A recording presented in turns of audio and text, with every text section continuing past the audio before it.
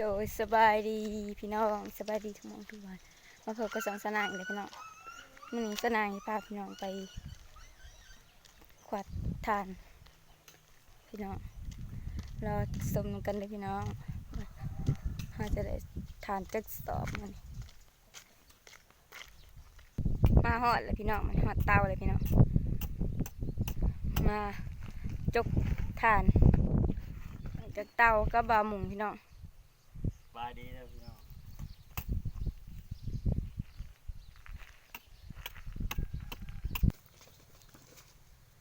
เจาะทานแล้วพี่น้องเจาะเอาบึงเห็นทานเลยพี่น้องบ้าน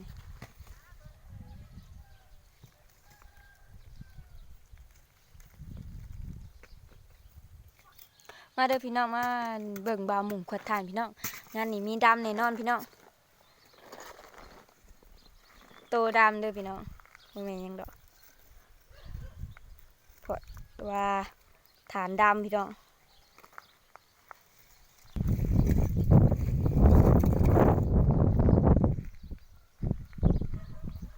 ฐานห้าพี่น้องนี่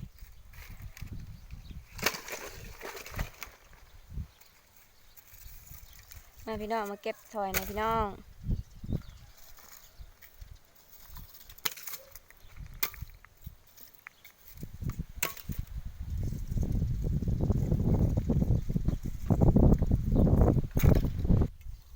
ทานพี่น้องทานว่าหมุนของเขาในโกนเตาเลยพี่น้องมัน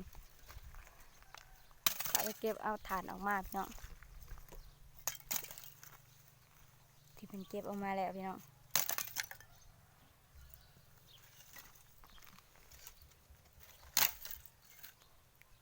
มาพี่น้องมาเก็บซอยสนางในพี่น้อง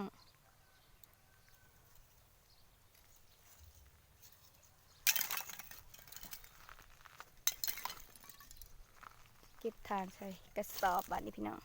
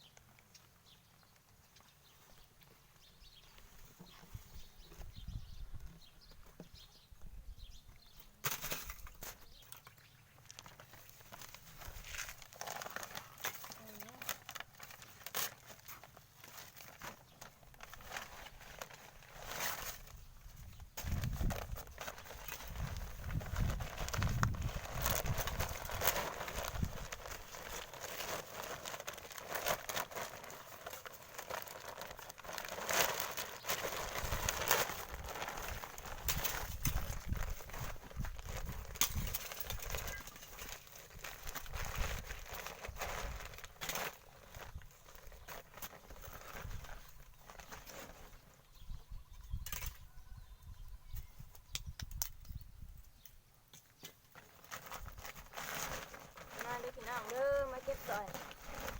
นี่พี่น้อง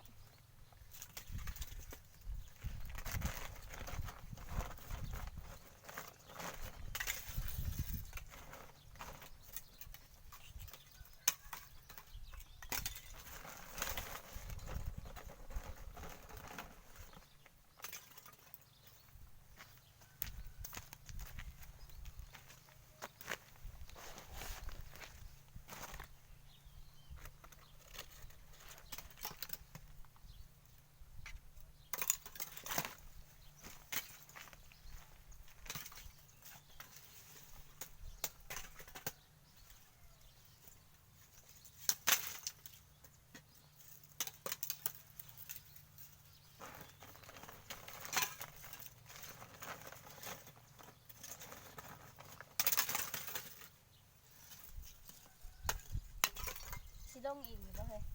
บ่อันนี้ทานอันลงเตานี่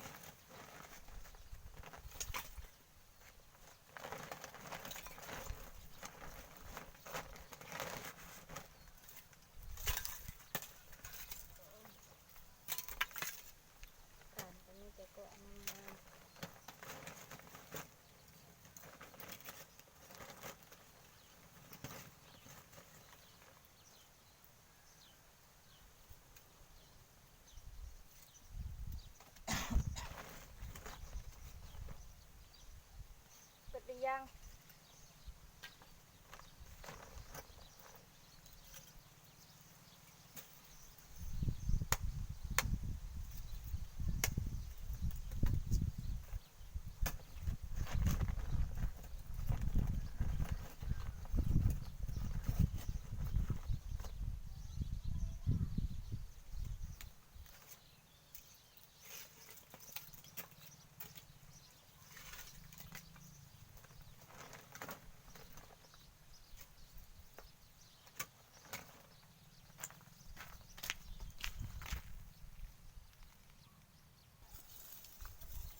มึงเก็บซอยพี่น้องมัน มาเด้อพี่น้องมาเก็บทานซอยกันให้มันแล้วไว้แดดดิ ฮอนแดดพี่น้องเลย แดดแห้งอันนี้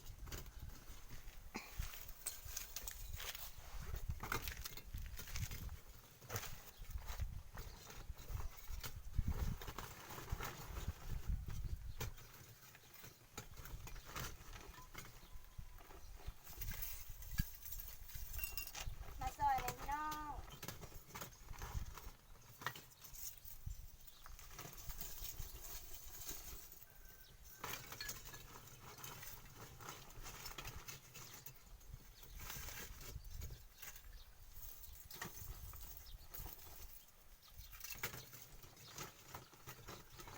พี่จุ่มก็ได้เอามา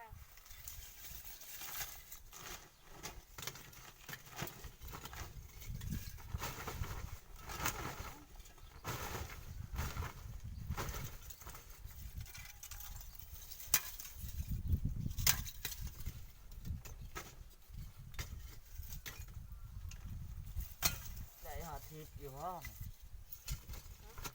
ได้หอทิพย์เอาไปเถอะ ได้อยู่ดอกได้อยู่ ได้แล้วจะหายได้แล้วก็บ่ฮอดก็หายท้องสอบนึงหมดอยู่ ไปได้ช่องสองแล้วไปละยังบ่บกอยู่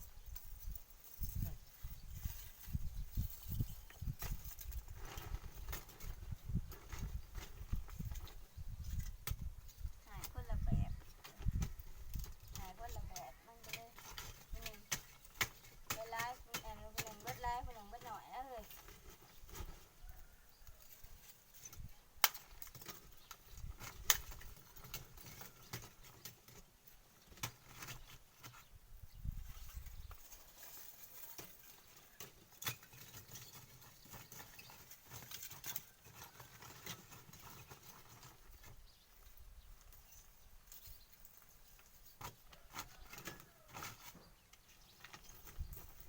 ใส่สีเทียงเลยแหละแดดจ้าอืม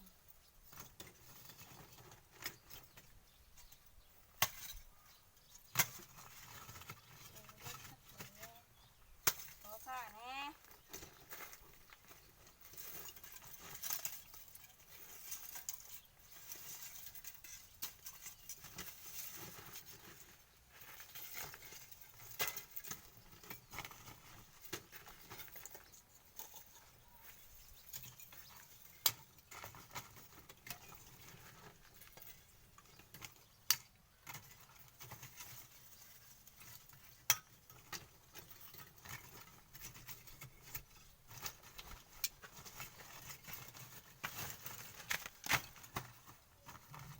ครูว่ายืนสบายดีมีต้นโตบดคักเลยอีก โอ้ยเมื่อยเลยพี่น้องเอ้ยบาทนี่ยังบ่แล้วอยู่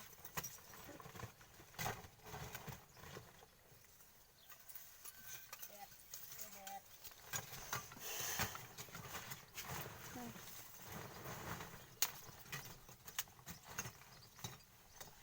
ก็เลยไรพี่ ไปเยี่ยมบ่ได้กันหัว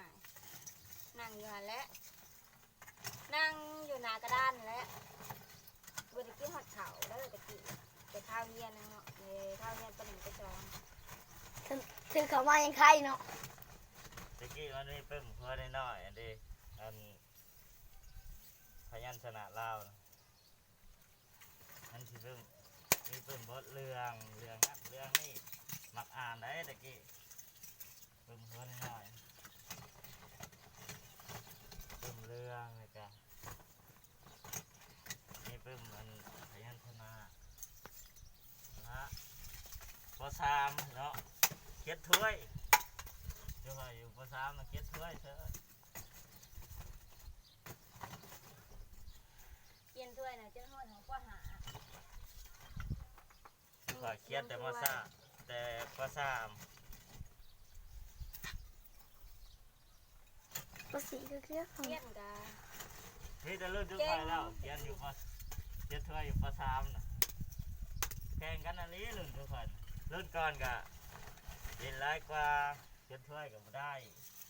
มีแต่รุ่นทุกคนแล้วไม่ได้แต่อันบุกจ้องก็ก้อน ลุ่ม ไม่ได้สองคนไอ้ฮันน่ะได้หมดคน18 คน17 คนเขียนถ้วยแต่ปสามภาษาก็เฮียตั้งแต่ปสองภาษาหมู่รุ่นก่อนกับรุ่นหลังน่ะจะทำปสี่จึงได้เฮียนภาษาด้วยความเฮียนแต่ปสอง A B C D น่ะเป็นแต่ปสองกับอันนับเลข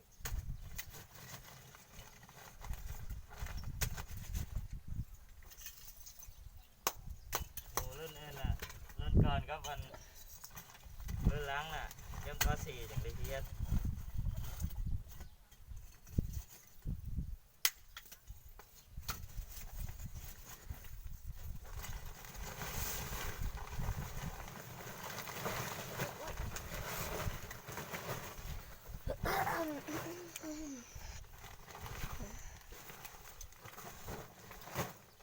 อะไร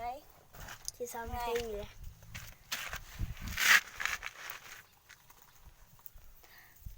โอ้ยเหนื่อยแล้วพี่น้องเลยบ้านี่ จะมีจริงนะที่อันนี้ ก็จากคลิปนี้ขอจบลงเพียงเท่านี้เด้อพี่น้องฝากกดไลค์กดแชร์กดกระดิ่งแจ้งเตือนเพื่อเป็นกำลังแห่งใจให้สาวนางเด้อพี่น้องขอบคุณนะที่เข้ามาติดตามส่องสาวนางพี่น้องพบกันคลิปหน้าโดยสบายดี